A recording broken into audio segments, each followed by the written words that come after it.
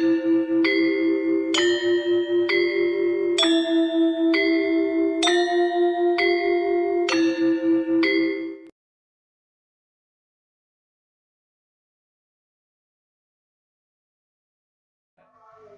malam, sobat-sobat budaya.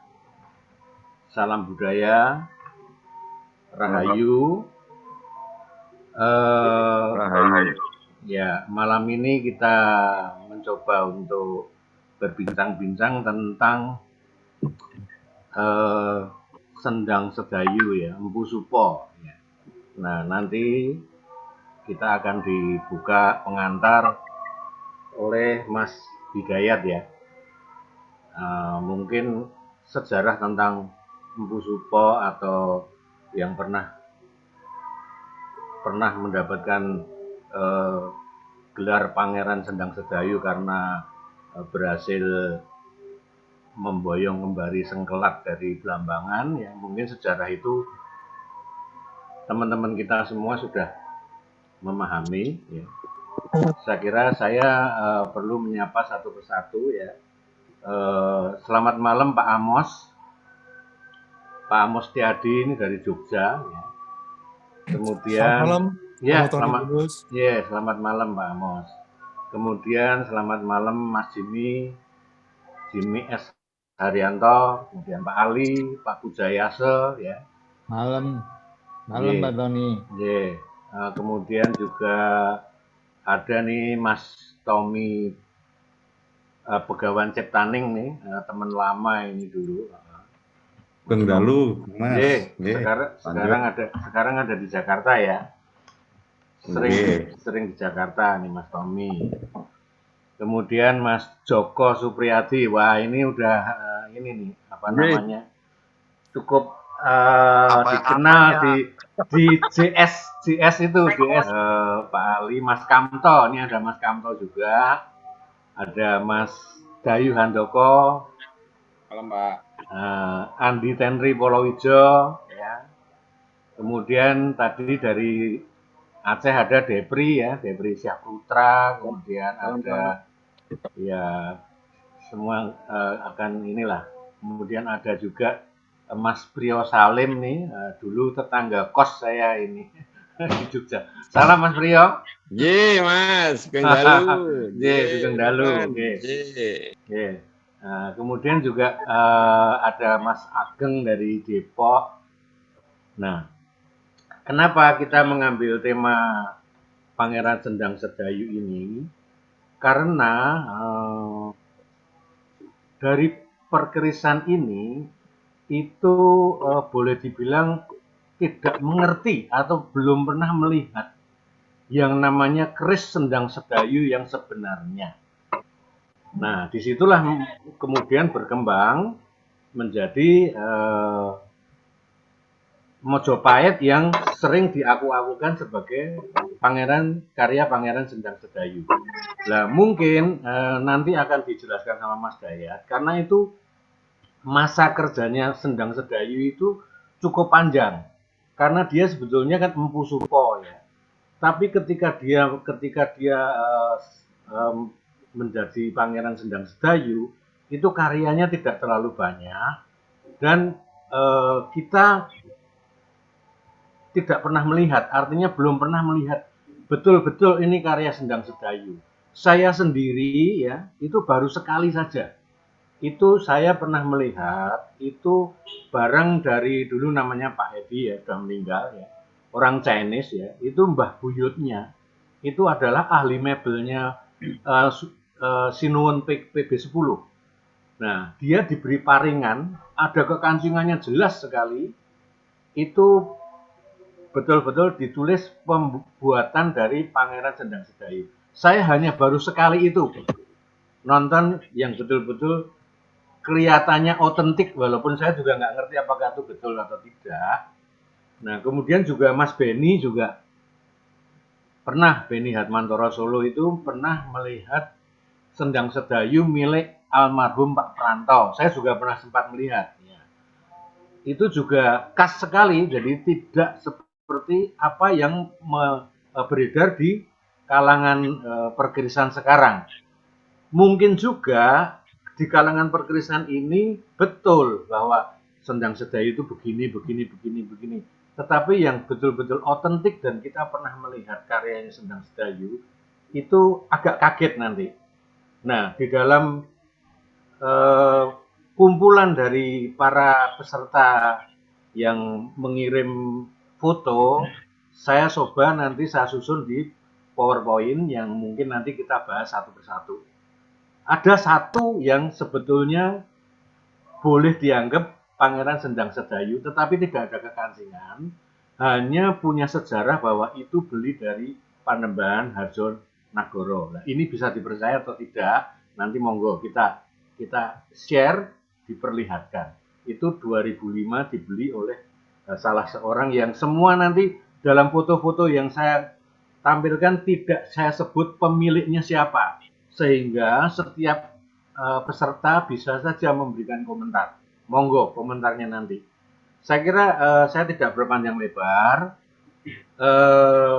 Waktu saya serahkan ke Mas Dayat sebagai pengantar karena Mas Dayat ini cukup cukup mendalam tentang Sendang Sedayu dan pernah betul-betul menelusuri, meneliti, dan kemudian juga pernah mengkaji tentang Pangeran Sendang Sedayu. Monggo Mas Dayat, waktu saya silahkan. Terima kasih Mas Tony, juga poros dulur. Selamat malam, Rahayu, salam sejahtera untuk kita semua. Sebetulnya ya sungkan ya wong di sini itu banyak sesepuh, ada Mas Tony, Pak Adi Rahmat, di sini ada Pak Kanjeng Heru juga. Wah, ya saya ini nyubi ya sungkan. Kalau tadi disebut Mas Tony sudah menelisik, ini kok ya belum. Cuman gini mungkin pertama kalau kita ngomong Sedayu itu di hampir semua daerah ada, ya nggak semua ya banyak. Seperti ketika saya meneliti Mbok Sombro yang di situs Kayen Pati itu. Ternyata di Tulungagung, di Nganjuk itu di beberapa tempat ada tanah Sombron juga, yang diaku-aku ya sebagai tempatnya Mbok Sombro. Sama dengan juga Sedayu. Kalau kita lihat buka Sedayu itu di Bantul kalau nggak salah juga ada desa Sedayu. Ikutnya Kabupaten Bantul. Kemudian lagi kalau di yang Bantul itu kalau nggak salah tempat kelihariannya Pak Harto, Presiden Soeharto, itu juga disebut Sedayu. Kemudian ada lagi di Malang, di Turen, Malang itu juga ada desa yang namanya Sedayu. Kemudian ada lagi di Klaten, kalau nggak salah, Kecamatan Tulung itu ada desa yang namanya Sedayu. Kemudian di Kendal, Pacitan, itu ada beberapa. Jadi Sedayu tidak hanya ada di Gresik aja, tapi juga di beberapa desa yang lain. Tapi ketika kita coba lihat sejarah desa-desa itu, desa itu adalah kebanyakan desa-desanya kecil saja. Jadi kalau kita runtut ke belakang, ternyata sejarahnya di era 1800, 1900 itu tidak sampai ke belakang. Nah, kemudian akhirnya pembicaraan di Keris kaitannya dengan Sedayu itu mengerucut ke dua lokasi. Tapi kebanyakan teman-teman menganggap Sedayu itu yang ada di Kabupaten Gresik sekarang itu dengan kanjeng sepuhnya. Yang ada di setelahnya Babat itu. Itu kebanyakan mikirnya ke sana. Jadi kalau teman-teman mau lihat Keris Sedayu ke Babat, ke Sedayu kanjeng sepuh, ke Sedayu kanjeng sepuh. Nah, ketepatan saya ini Mbah Buyut saya itu dari Sedayu. Jadi kalau canggah saya itu diruntut-runtut Sunan Derajat, jadi di daerah Derajat sana, awalnya dari Tuban pindah ke Derajat, kemudian dari Mbah Buyut pindah ke Sedayu, Kanjeng Sepuh. Ketepatan punya rumah di Kauman, yang sekarang sudah diwakafkan sama Bapak. 1990 sudah diwakafkan, jadi anak-anak sudah nggak ada tanah di sana lagi. Keluarga tapi masih banyak di Sedayu. Kebanyakan teman-teman ngira saya ini dari Madura kebanyakan karena saking seringnya ke Madura. Tapi sebenarnya Sedayu jadi asli Sedayu. Pindah ke Surabaya 1928, pindah ke Wonocolo 1940. Jadi ya turun-turun masih ada di Sedayu. Nah, Sedayu sendiri sebetulnya kalau kita runtut itu yang paling tua sejarahnya itu Sedayu Lawas. Kebanyakan orang-orang menyebutnya sekarang itu Brondong. Tapi sebetulnya zaman dulu itu Sedayu Lawas. Nah, Sedayu Lawas itu masih ada banyak peninggalan makam-makam kuno dengan tulisan Nono Coroko itu masih ada dengan logo kayak apa namanya Majapahit itu masih banyak juga gitu di sana. Di daerah Sedayu Lawas itu ada bukit, itu tempat ada juga makam-makam kuno di sana. Sedayu Lawas ini kalau kita runtut di sejarahnya sebetulnya dari mulai 1293, jadi 1293 abad ke-13 itu sudah ada di dalam catatan dinasti Yuan. Jadi penyerbuan dulu Kubilai Khan dengan pasukannya itu mendaratnya di dua lokasi, Tuben atau Tuban, satunya lagi di Sedayu ini, ya Sedayu Lawas ini. Kenapa dekat dengan Tuben?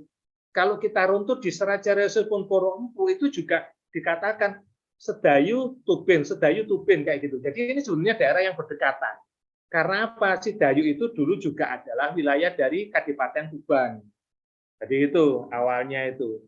Kemudian berkembang menjadi satu istilahnya apa ya? Serepan dermaga gitu, serepan pelabuhan dari Tuban. Itu ada di Sedayu Lawas itu. Jadi itu sudah ada catatannya di catatan dinasti Yuan itu 1293 tentang Sedayu, tentang pelabuhan Sedayu Lawas. Kalau Sedayu sendiri konon ini juga ini butuh penelusuran, itu Sedayu namanya bukan Sedayu. Sedayu.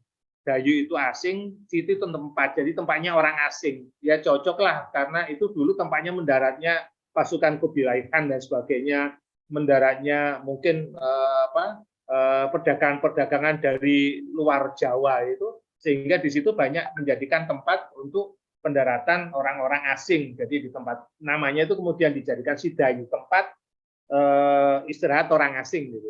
Jadi itu awalnya. Nggak tahu kemudian berkembang menjadi Sedayu, ini mungkin hanya karena pengucapan aja gitu ya. Nah, Sedayu Lawas ini ada kemudian dalam perkembangannya ada desa juga namanya Brondong. Tapi Brondong ini dulu ketika zaman Mataram, Sedayu ini yang merupakan pelabuhan ini, zaman Mataram ini kemudian dipimpin oleh Ki Gede Buyut. Ki Gede Buyut ini kemudian meninggalkan seorang putra yang disebut Ki Buyut Sentono, yang disebut Ki Ageng Brondong atau Ki Brondong. Itulah kemudian akhirnya namanya Brondong, Sedayunya hilang. Sedayu Lawas itu hilang. Yang terkenal akhirnya desa menjadi pelabuhan Brondong waktu itu. Nah ini ada pergeseran, Sedayunya sendiri agak masuk itu juga sudah ditinggalkan orang ya, yang kemudian masuknya ke Brondong. Lama perkembangan dari cerita kawan-kawannya di sana ternyata memang ada pendangkalan. Jadi di pantainya itu sudah tidak seperti dulu lagi yang dalam itu ada pendangkalan. Akhirnya lama-kelamaan pelabuhan Brondong itu hanya dipakai untuk perahu-perahu kecil, kapal-kapal nelayan kayak gitu aja. Akhirnya tambah lama tambah sepi. Posisinya kayak gitu. Kemudian akhirnya dialihkan di zaman Belanda, barulah kemudian zaman Belanda itu mengalihkan pelabuhan itu ke Sedayu yang baru. Jadi itu era di zaman Belanda. Jadi perubahan itu. Jadi di era Belanda, mungkin di era Mataram setelahnya Sultan Agung ya. Itu berpindah dari Sedayu Lawas atau Brondong itu ke Sedayu baru gitu. Jadi ya ada lagi.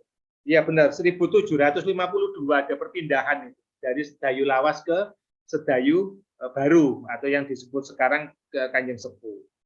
Nah, Sedayu Kanjeng Sepuh itu sendiri sebetulnya diawali dari 1675 itu eranya apa ya? Eranya Mangkurat ya. 1600, eranya Sultan Agung. Eranya Sultan Agung itu baru kemudian pada perpindahan kadipaten dari Sedayu Lawas ke Sedayu yang baru atau ke Sedayu Kanjeng Sepuh. Sebetulnya Kanjeng Sepuh sendiri adalah satu di antara 10 adipati yang ada di Sedayu yang baru, Sedayu Gresik ya. Kalau Sedayu Lawas itu wilayahnya ikut Tuban, sekarang ikut Lamongan, dulu ikut Tuban. Kalau yang baru ini ikut ke Gresik. Itu. Jadi Kanjeng Sepuh ini adalah 1 dari 10 adipati yang ada di situ. Dan yang paling getol melawan Belanda. Sehingga kemudian karena Belanda kewalahan, jembatan Sembayat itu katanya bapak saya itu jembatan Sembayat itu pernah ceritanya pernah dibongkar sama Belanda, dihancurkan sehingga tidak ada perpindahan orang dari Sedayu ke Gresik. Akhirnya kayak diisolasi gitu, Sedayu Kanjeng Sepuh akhirnya lama-kelamaan akhirnya ambruk, tidak bisa berkembang seperti Kadipaten Gresik. Belanda malah akhirnya mengembangkan Gresik sebagai Kadipaten dan juga Jombang. Ini runtutannya kayak gitu. Nah ini kita bicara mengenai Sedayunya. Kemudian yang asik lagi, di sebelah baratnya Sedayu Kanjeng Sepuh itu ada gunung Surawiti namanya. Nah ini sangat bagus sekali sebetulnya, punya sejarah yang cukup bagus bagi kawan-kawan pertulisan, karena di sana itu ada makamnya Empu Supondrio.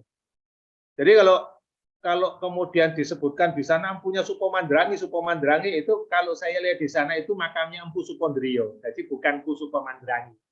Itu. Jadi udah jelas-jelas di situ bersama dengan menantunya Sunan Kalijogo. Ada 2 gua di sana. Satunya ada Gua Macan, satunya lagi Gua Ngerong, Gua Langsih ya namanya, Gua Langsih itu. Ngerong, saya bilangnya Gua Ngerong karena tempatnya ke bawah. Ketika saya masuk ke sana hanya orang-orang kurus yang bisa masuk. Kalau orang gemuk nggak bakalan bisa masuk. Jadi itu kayaknya dulu dipercaya menjadi tempat pertapan. Tempat pertamanya Pangeran Sunan Kalijogo, Empu Supondrio, Empu Supomandrangi itu pertapanya di situ. Hanya orang-orang yang kurus yang bisa. Beberapa kali ngajak kawan-kawannya gemuk nggak bisa masuk. Guanya Ngerong. Saya lihat di situ ruangan dalamnya agak luas, jadi saya rasa bisa jadi itu tempatnya juga untuk babar pusaka di situ. Cukup menarik. Mungkin yang belum ke sana, monggo kita ke sana bareng-bareng untuk napak tilas sejarah empu di tanah Jawa. Itu di Gua Sorowiti. Jadi wilayah situ Sedayu Lawa, Sedayu Baru atau Sedayu Gresik itu dan Sorowiti itu menjadi satu tempat yang memang cocok kalau kemudian kita kaitkan dengan Serat Caresipun Para Empu. Yang pertama bahwa di Serat Caresipun Para Empu itu disebutkan misalnya contoh kasus ini ya di Mula Kala Boloko Duk ing Kuno Sedayu lawan Tubin. Jadi ini satu Sedayu lawan Tubin. Ada lagi sampun angsal ing Tuban lang ing Sedayu. Jadi ini mesti gandeng, ini 2 tempat itu masih digandengkan di Serat Caresipun Para Empu. Nah, itu menunjukkan bahwa 2 tempat ini dekat, gitu ya. Terus kemudian yang terakhir mau saya sampaikan di sini di dalam Tembang Mijil kalau nggak salah ya, Tembang Mijil ini ada gini ya, yang topo 27 ini. Kiai Patih Gojomodo nangkil wus manjing kadaton. Jadi ini di eranya Gajah Mada. Brawijaya era Gajah Mada, Brawijaya ke-5 mungkin ya. Ini Supomandrangi Sun Ganjar linggih ing parentahing ngong ing Sedayu ingsun paringake 500 jung kinarya linggih jeneng Sun paringi Pangeran Sedayu.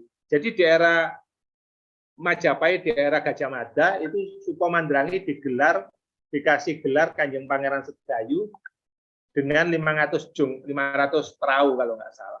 Itu di wilayah Sedayu menjadi tanah perdikan. Nah, kalau kemudian kita kaitkan era Pangeran Sedayu di era Majapahit 1300 sekian, maka Pangeran Sedayu itu manggonnya ada di Sedayu Lawas, bukan di Sedayu yang baru atau Sedayu Gresik. Nah ini kita mungkin perlu ke sana untuk napak tilas dan sebagainya. Tapi makamnya Pangeran Sedayu sendiri ada di Demak, itu juga sesuai dengan Serat Caresipun Para Empu. Jadi setelah meninggal itu beliau Madeg Pandito sudah ada di Demak. Ini yang jadi pemikiran. Kemudian kalau kita lihat di serat-serat Caresipun Para Empu dan sebagainya, ketika Pangeran Sedayu ini mandek menjadi pangeran, gelarnya pangeran, maka yang bisa yoso, yang bisa merintahkan beliau ini membabar pusaka, itu kalau Kanjeng Sunan, dalam ini Kanjeng Sunan Kalijogo, atau Kanjeng Sunan Bonang, Benang, kalau di Serat Caresipun Para Empu, kalau enggak gitu ya Ratu Mojopahit. Kalau yang yoso ratu, otomatis kerisnya ya cuma sedikit sekali, very limited edition, nggak kayak yang sekarang ombyoan di pasaran itu. Kalau saya ini ya, Jadi kita kembalikan ke logika berpikir saja. Seseorang empu itu ketika madeg ratu, madeg pangeran ya, madeg pangeran, yang bisa yoso yang di atasnya. Mosok kemudian lurah minta, bekel minta, ini kan ya nggak mungkin gitu loh. Jadi akhirnya ketika yang bisa yoso itu adalah ratu, Ratu Mojopahit dan Jeng Sunan, hanya 2 orang yang bisa yoso.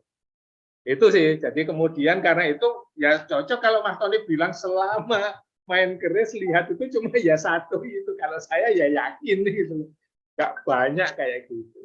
Jadi mungkin sebagai refresh saja untuk sebagai mengawali, monggo selanjutnya teman-teman yang lain untuk melanjutkan. Katen Mas Tony dari saya, terima kasih.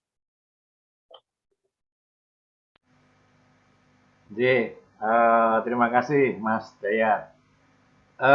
Mungkin dari teman-teman ada yang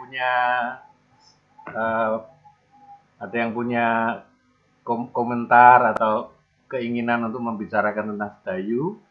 Pak Tony boleh sampaikan sesuatu, Pak? Monggo.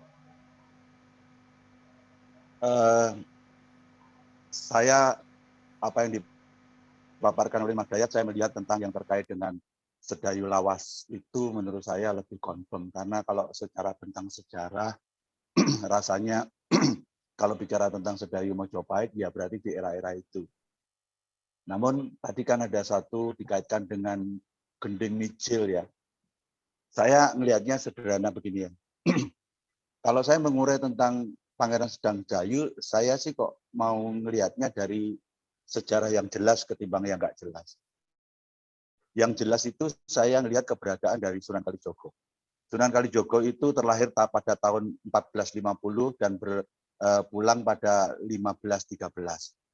Nah, kita tahu Sunan Kalijogo itu adiknya Rasawulan itu kawin dengan kliennya Supo. Nah, di sini kan banyak cerita katanya Supondrio, atau kalau menurut saya saat itu sudah disebut pangeran Joko Supo. Nah, wajar seorang yang namanya pangeran itu bapaknya Raden, berarti bapaknya sudah punya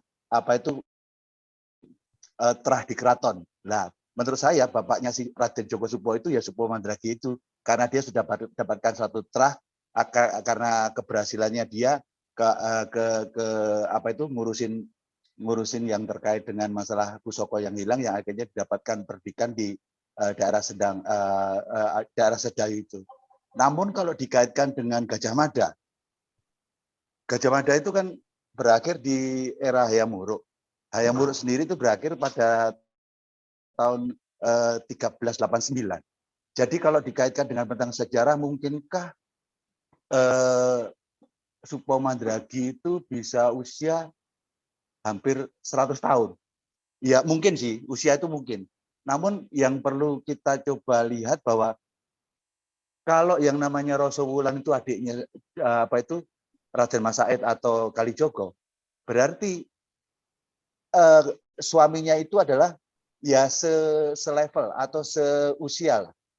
Padahal pada Sirno Ilang Kertaning Bumi tahun 1400 Saka itu berarti 1478. Kalijogo sudah berusia 27. Wajar kalau dia sebagai seseorang yang mulai bisa membantu proses perpindahan kekuasaan itu dari Mojopahit menuju Demak.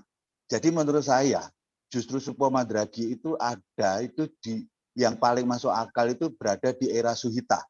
Nah, Suhita itu adalah kita sebut dengan Dyah Kencana Wungu. Nah, pada cerita Kencana Wungu itu ada kisah Darmawulan, ada kisah Minak Jinggo. Nah, kita tahu bahwa Minak Jinggo itu adalah ternyata bapaknya dari Minak Petak. Nah, Minak Petak itu yang ternyata yang mencuri keris dari Mojopahit, yang akhirnya dikejar oleh Supo Mandragi dan akhirnya dia bisa ditemukan. Jadi kalau menurut saya justru era kejayaan Supo Mandragi itu ada di eranya Ratu Suhita atau Kencana Wungu. Demikian menurut saya sih ya.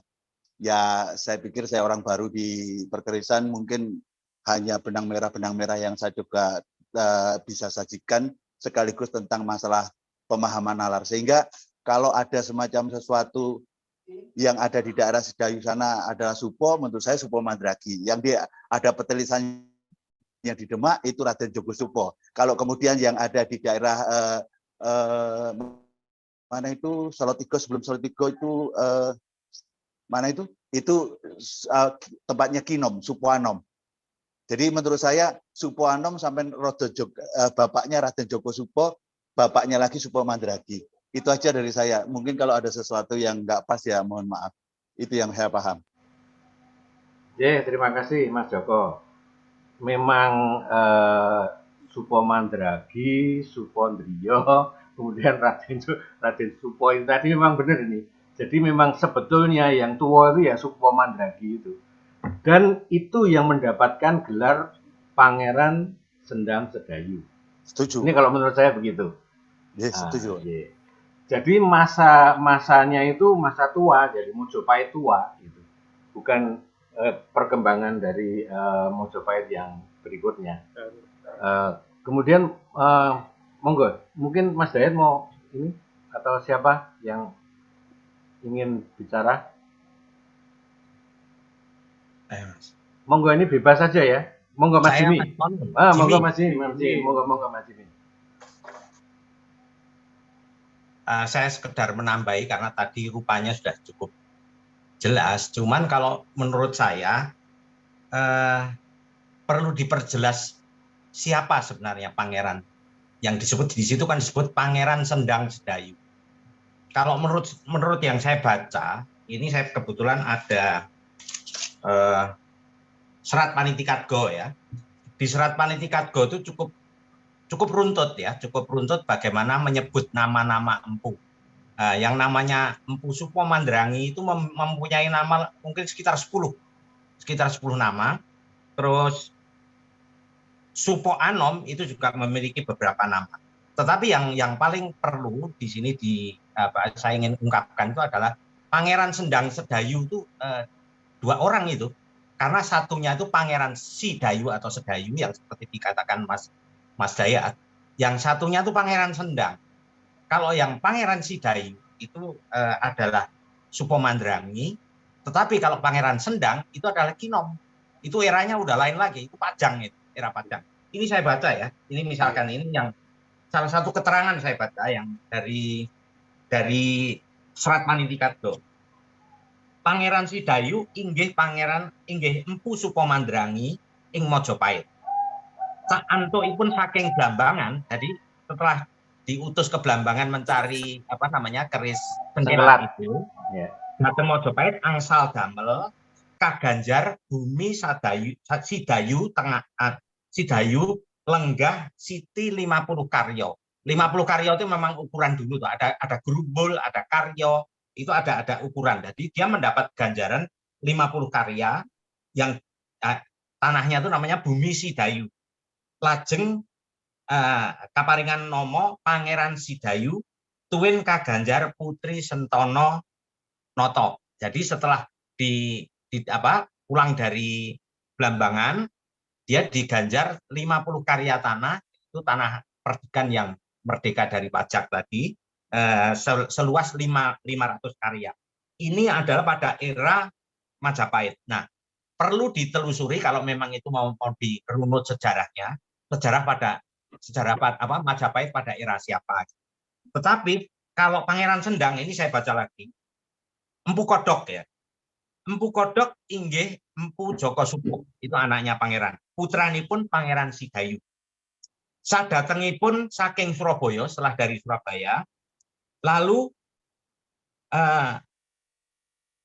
dedunung wonten ing Tegal Ngenden Laweyan.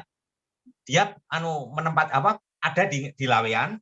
Setelah di Laweyan, dia disebut namanya Empu Galeng karena dia membuat kerisnya itu di galengan. Nah, setelah kedengaran bahwa ada orang yang membuat Empu Galeng, maka Sultan Pajang mendengar terus memanggil. Empu Galeng itu dipanggil. Nah, setelah dipanggil di Pajang dan diangkat menjadi empu, namanya menjadi Empu Umyang Pajang.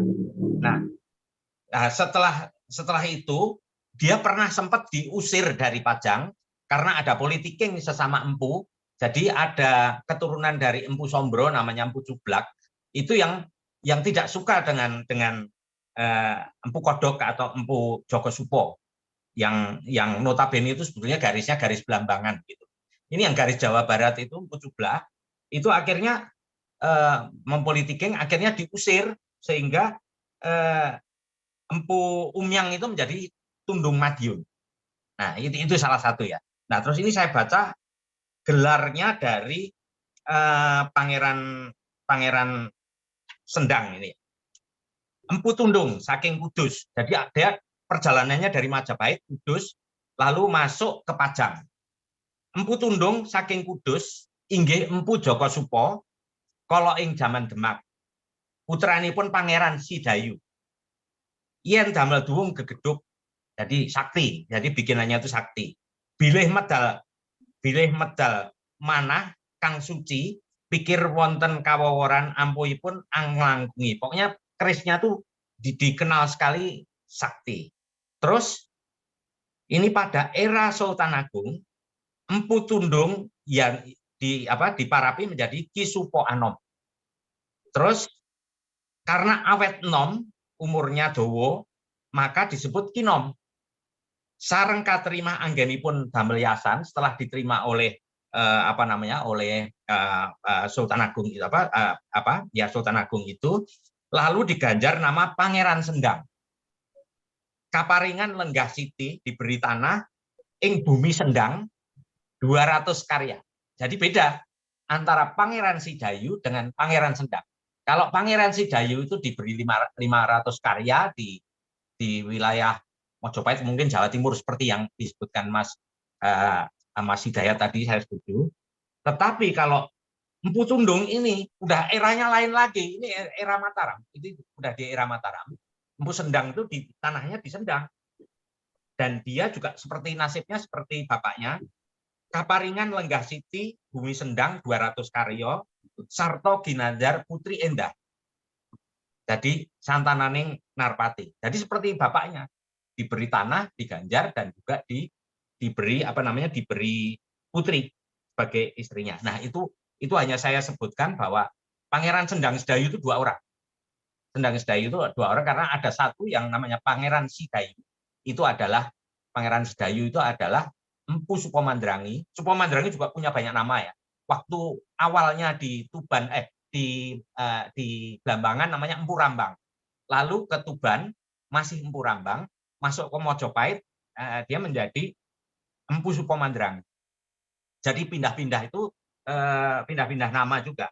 Terus pernah mencari keris sengkelat di Blambangan itu menjadi Empu Pitrang. Nah, ini orangnya sama, Empu Pitrang, Empu Rambang, terus Empu Sukomandrangi itu sama sebetulnya. Tetapi kalau yang juga tidak kalah populernya itu adalah Ki Joko Supo, itu namanya juga banyak. Ada Ki Joko Supo, Empu Kodok. Jadi ini sebenarnya ada 2. Pangeran Sendang Sedayu itu tidak harusnya dipisah. Pangeran Sendang itu justru lebih muda. Pangeran Sedayu itu yang Pangeran Sendang itu eranya sudah Pajak, malah sudah Mataram. Saya kira itu yang saya ingin tambahkan bahwa untuk sekedar masukan mengenai nama Pangeran Sendang Sedayu tadi. Jadi sebenarnya kalau itu sebetulnya dua nama. Pangeran Sendang itu lebih muda, Pangeran Sedayu itu justru bapak. Saya kira itu dulu. Ini sumbernya dari Serat Panitikatgo. Matur nuwun. Mas Tony, saya nyoba nambahkan. Monggo. Ngikuti yang disampaikan Mas Jimmy di Serat Panitikatgo, Serat Darsin Porompu juga sama. Jadi Pangeran Sendang Uwangi langsung jadi Kinom sampun katrimo pakaryaning ing Gusti, pan sampun ginanjar lenggah Pangeran Sendang. Jadi di sini juga memang Kinom, Kiwari Anum Kinom itu juga ginanjar menjadi Pangeran Sendang. Itu yang disampaikan Pak Jimmy tadi yang bersama di Serat Darsin Porompu itu mengenai asal sila empu ya sama, mengenai Ki Kodok dan sebagainya. Karena itu saya dari awal-awal dulu tidak pernah menyebut keris Sedayu itu sebagai keris Sendang Sedayu, nggak pernah. Saya mesti nulisnya keris Sedayu selesai. Karena apa? Ini 2 orang yang berbeda. Jadi ini kelirumologi kalau katanya Jaya Suprana. Jadi kalau menurut saya dan juga mengikuti apa yang sudah ditulis di serat ini, ketika kita ngomong Tangguh Sedayu ya Tangguh Sedayu, tidak Sendang Sedayu. Tapi kalau kita ngomong tangguh sendang, itu berarti tangguh sendang ki nom yang madeg di era Mataram. Jadi ini mungkin kalau kita mau meluruskan tadi menjadi awal pembicaraan ini ingin meluruskan, berarti ada penyebutan yang mungkin di kawan-kawan sendiri pergerisan. Kalau menurut saya pribadi itu ada kelirumologi. Itu aja sih mungkin yang perlu diluruskan. Tuh.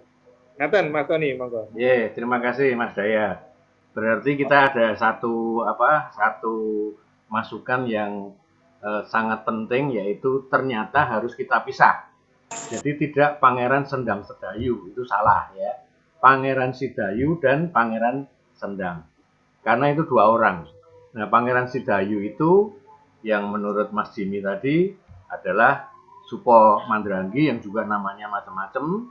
Kemudian Pangeran Sendang adalah Ki Nom yang usianya juga cukup panjang ya, sehingga disebut Ki Warihanom ya. Jadi kita semakin jelas bahwa ada dua matsab, ada dua era ya, yaitu Pangeran Sidayu dan Pangeran Sendang. Berarti dalam sejarah mesti dibetulkan ini, karena dalam sejarah selalu menyebutnya Pangeran Sendang Sedayu itu di perkerisan ya, di tulisan-tulisan perkerisan itu. Nah, kita perlu meluruskan. Kemudian ini ada yang resen, yaitu Pak Sarwi. Mas Sarwi, monggo Mas Sarwi.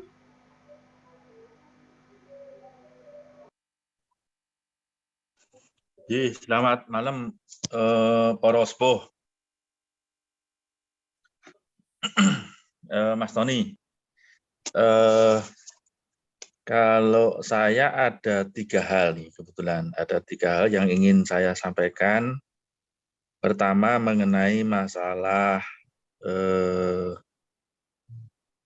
ada kemungkinan kesamaan antara Empu Sendang Sedayu itu dengan Empu Supo. Itu saya ada pengalaman pribadi pada waktu coba jalan-jalan di daerah Boyolali, kemudian malah geblusuk ke tempatnya makamnya Yoso Dipuro, bapaknya siapa itu namanya, Pujangga KRT Ronggowarsito itu. Nah terus sama juru kuncinya itu dikasih ancer-ancer, di sana ada makam juga, keramat. Saya coba datengin, ternyata saya melewati pasar Pengging, terus secara kebetulan ternyata di situ makam yang dimaksud itu adalah makamnya Kebo Kenongo. Kebo Kenongo, saya masuk di situ. Nah, yang menarik adalah tidak jauh dari situ ternyata ada tulisan juga makam Empu Supo.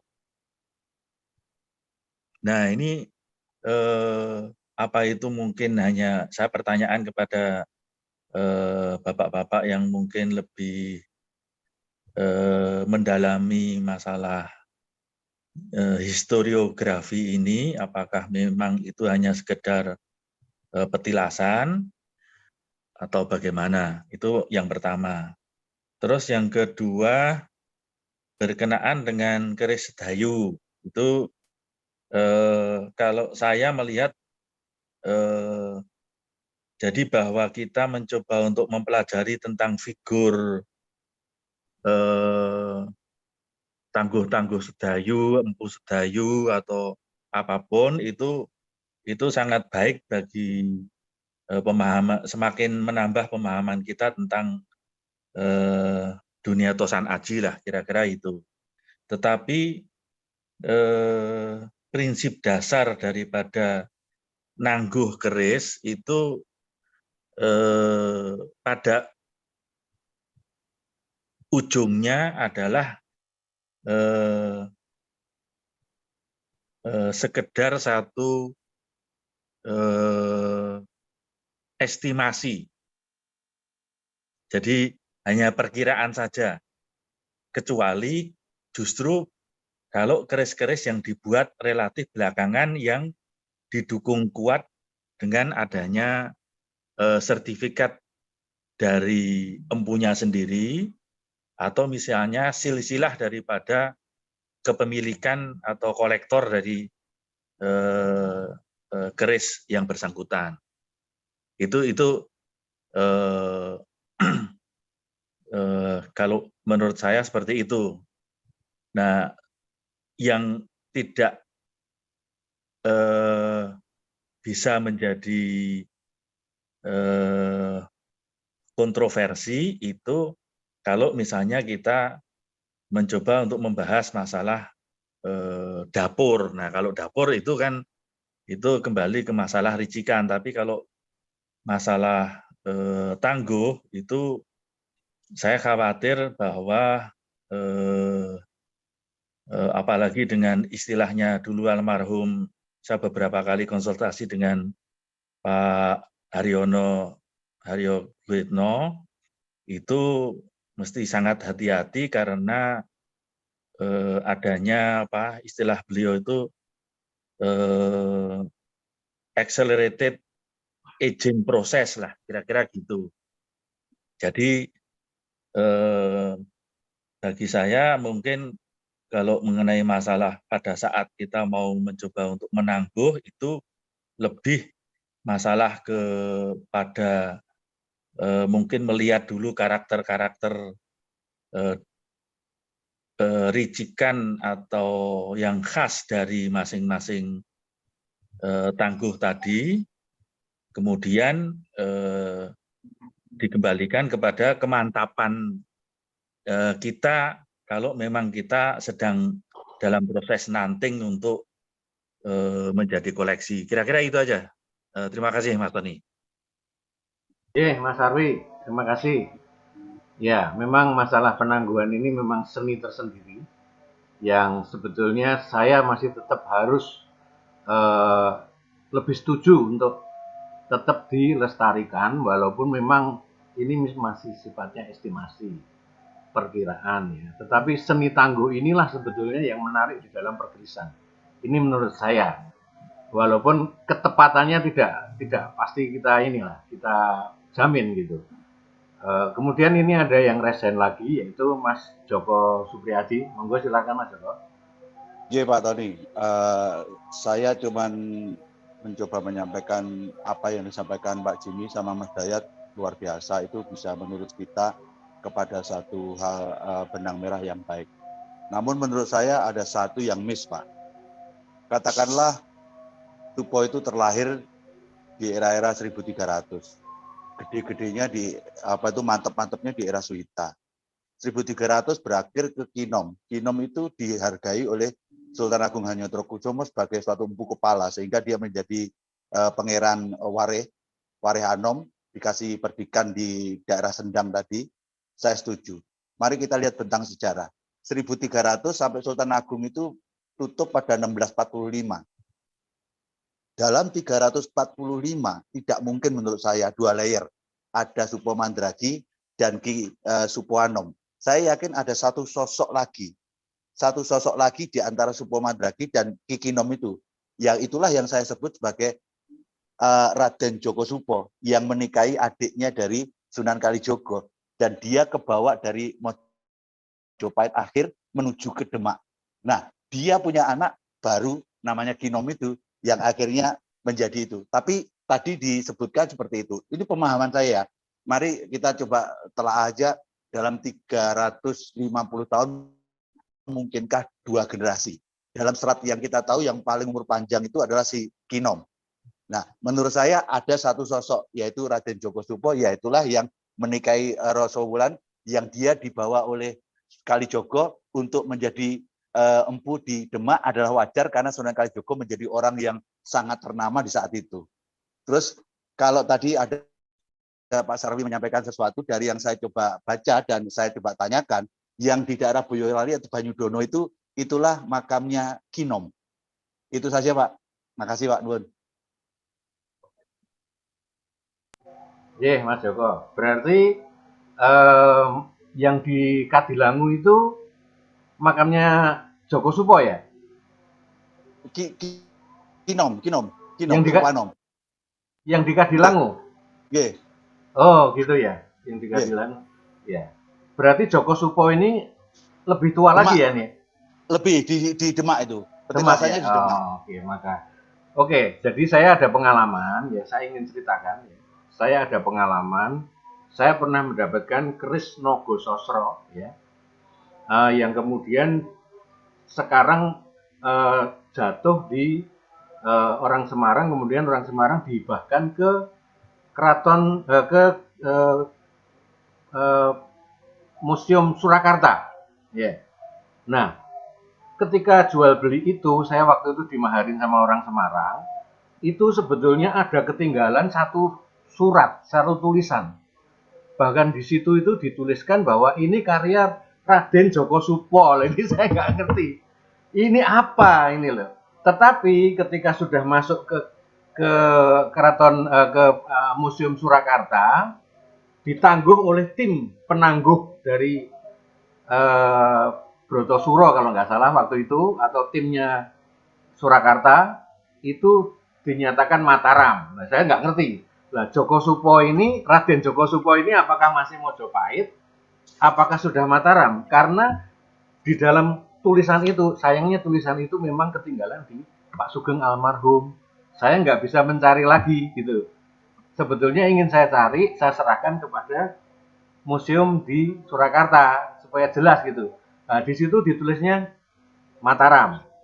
Tapi kalau di dalam surat kekancingannya itu Raden Joko Supo, dan tidak disebut apakah itu Mojopahit, apakah itu Demak, apakah itu Mataram. Nah, ini satu pengalaman saya bahwa memang betul ada, saya kira betul ada grid di atasnya Supo Anom, Supo Wari Anom. Saya kira betul itu. Kemudian barangkali Sinten Mas Jimmy mungkin mau menambahkan. Sedikit menambahkan, tadi kan Pak Joko mengatakan 13 sekian. Kalau betul itu memang Suhito itu 1429, 1447. Lalu akhir Majapahit itu kurang lebih sekitar Girindrawardhana itu raja terakhir itu 1474. Tidak jauh gitu loh. Antara 1429 sampai 1474. Itu cuman 45 tahun. Artinya tidak ratusan tahun tadi, tidak. Kalau betul-betul itu ya. Nah, sekarang kapan sebetulnya keberadaan Empu Sedayu itu? Itu yang mungkin itu menjadi diskusi yang menarik nanti ya, mungkin di medsos juga bisa. Kita coba telusuri yang masuk akal tuh pada era siapa. Kalau tadi disebutkan oleh Pak Joko bahwa itu adalah menurut Pak Joko itu zaman Empu Suhita, itu 1429 bukan 13. 1429 sampai 1447. Lalu Girindrawardhana raja terakhir 1474. Cuman 45 menit. 45 tahun itu sudah ada berapa raja ya? Suhita, Kertawijaya, Raja Sawardhana, Giri Sawardhana, Suprabawa, lalu Girindrawardhana. Jadi cuman ada beberapa penguasa, tidak semuanya raja. Tadi ada beberapa penguasa Majapahit sampai akhir Majapahit gitu. Jadi tidak lama, itu 45 tahun terus masuk Pajang kan. Terus masuk Pajang, jadi sebetulnya tidak ratusan tahun. Orang Suhita aja 1429.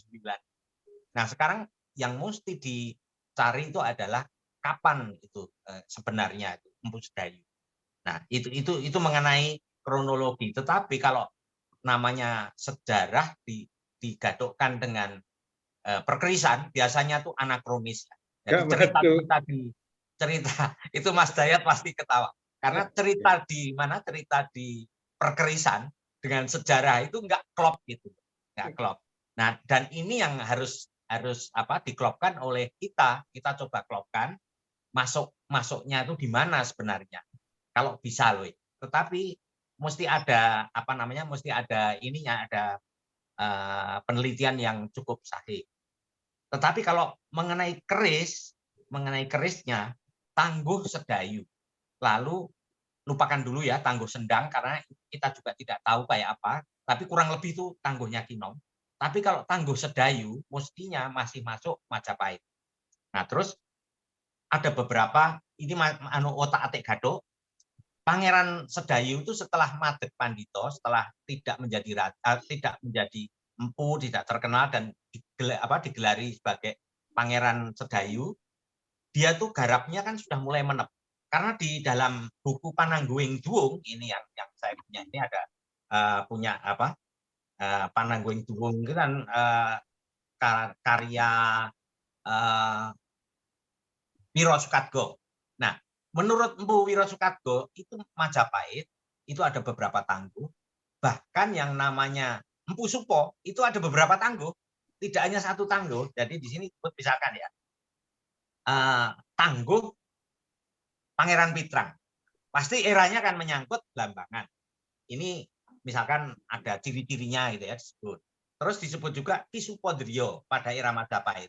Berarti ini adalah era Empu Pitrang tadi atau Empu Rambang, sama saja Empu Rambang, Supo Mandrangi tadi sudah menjadi abdi dalam Majapahit. Itu menjadi kerisnya ya gaya Majapahit. Gaya Majapahit. Tapi sebelum itu Empu Pitrang ini kan bisa Blambangan ini kayaknya. Terus tangguh setelah itu ada Empu Ki Joko Supo. Itu tentu itu anak-anaknya ya, putranya. Tetapi setelah dia Madeg Pandito, ini cerita ya, masih cerita dan spekulasi dan boleh tidak percaya. Setelah Madeg Pandito, tentunya Pangeran Sedayu ini sudah mulai menep, sudah tidak banyak tidak banyak pamor, tidak banyak tidak banyak terlalu banyak pamor seperti pada waktu ketika masih muda, ketika masih Empu Pitrang ya. Empu Pitrang kan pamornya miring-miring dan begitu ya. Ini kemungkinan ya, ini baru spekulasi. Nah, setelah dia menjadi Empu Mojopahit, dia gagah, cantik dan gagah. Ada yang luwes, bentuknya kecil, luwes gitu. Dan pamornya tuh bagus, toto pamornya halus, bagus gitu. Nah, setelah menjadi Pangeran Sendang Sedayu itu mulai sepi. Tidak seperti sebelumnya, apalagi dengan Pitrang ya. Dengan Pitrang pasti pada era Empu Supo menjadi Empu Pitrang ini tentunya masih penuh banyak gejolak. Nah, setelah sepuh menjadi Empu Pangeran Sedayu, tentunya kan pembikinannya tidak seperti zaman muda. Sudah menep, sudah matang, sudah tempanya juga sudah sangat matang, dan mungkin dia sudah tidak perlu pamor lagi. Pamornya itu mungkin yang disebut ceprit itu tadi, atau malah bahkan yang polos sama sekali. Karena era-era itu, era-era sepuh itu orang kan lebih banyak bermeditasi, terus berefleksi terhadap kehidupan segala macam itu. Ini interpretasi saya ya. Jadi kemungkinan pada era-era Sedayu itu ada yang tidak ada pamor, ada yang ada pamor, tetapi mungkin sangat minim dan menurut saya sangat spiritual cirinya. Seperti Jung Isidonya ya. Jung Isidonya itu kan pamornya itu sangat sedikit dan bulan-bulan seperti bulan-bulan pamor ke atas. Kurang lebih itu yang mungkin masuk akal untuk diperkirakan menjadi pamornya Empu Sedayu tadi, Pangeran Sedayu. Nah, ada juga yang menginterpretasikan bahwa keris Sedayu itu keris kelengan. Nah, keris kelengan itu polos itu. Masuk akal karena apa? Karena empu itu sudah tidak perlu pamor lagi. Dia perlu garap dan perlu besi yang matang dan kualitas besi yang betul-betul sepuh. Sepuh itu artinya bukan sepuh umur, tetapi sepuh ini tempanya itu matang sekali dan keindahannya itu justru muncul di dalam kesederhanaan itu. Nah, itu mungkin kalau menurut saya itulah salah satu ciri keris Pangeran Sedayu ketika sudah sepuh. Jadi ceprit-ceprit itu mungkin masih awal ya, ada Jung Isidonya, lalu yang polos itu. Saya hanya melihat yang diperkirakan keris Sedayu itu memang besinya bagus sekali. Jadi lebih mengesankan daripada yang ceprit tadi. Kalau yang ceprit itu dengan pamor yang sederhana itu sudah sangat menarik, Tetapi yang garapnya Empu Sedayu tadi, Empu Pangeran Sedayu, itu mungkin matang sekali, tempanya matang. Mungkin yang disebut lipetannya banyak atau layernya banyak dan matang sekali. Nah, ini yang menurut perkiraan atau menurut spekulasi saya salah satu ciri Pangeran Sedayu itu. Berbeda dengan ketika masih Pitrang, berbeda ketika masih Rambang di Tuban. Nah, itu Tuban kan ada yang Tuban yang pamor yang bagus, garapnya bagus itu. Nah, itu juga masih mungkin itu dari Empu Rambang waktu itu. Atau waktu di Blambangan ya, di Blambangan itu pamor-pamornya kan miring, apa namanya itu banyak yang adek atau pokoknya yang kasar apa namanya tajam-tajam itu Pitrang. Tetapi begitu sudah menjadi Pangeran Sedayu ya tidak kayak Pitrang lagi.